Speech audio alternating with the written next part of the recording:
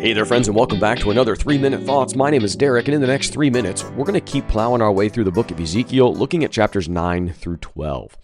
These chapters are going to bring some of the most sobering and yet symbolic visions you will find in the book of Ezekiel. Let's start with chapter 9. This is the mark on the foreheads bit, right? And there's a vision that takes place. There are 6 executioners who appear with weapons. One man is clothed in linen with a writing kit in his hand. God commands the man in linen, put a mark on the foreheads of the men who sigh and groan over all the abominations that are committed in Jerusalem.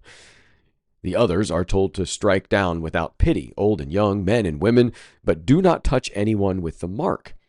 Judgment begins at the sanctuary. Ezekiel cries out in despair, but God insists the guilt of the people is too great.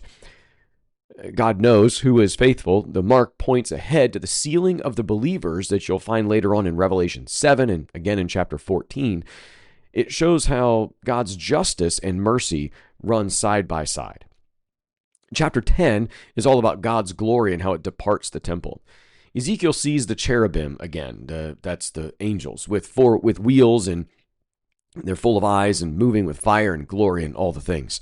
The man in linen is told to take burning coals from among the cherubim and scatter them over Jerusalem. It's a symbol of judgment by fire. Most importantly, we see the glory of the Lord that begins to leave the temple. This is a really, really powerful thing that happens. The glory of God no longer is resting in the temple. It has departed.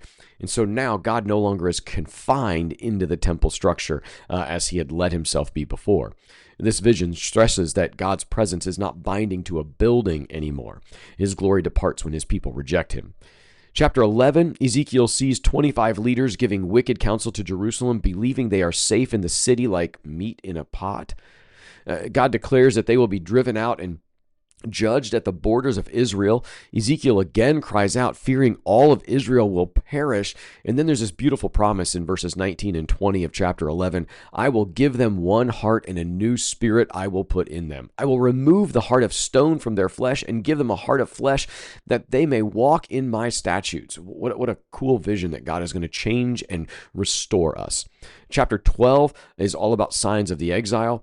God tells Ezekiel to act out the exile.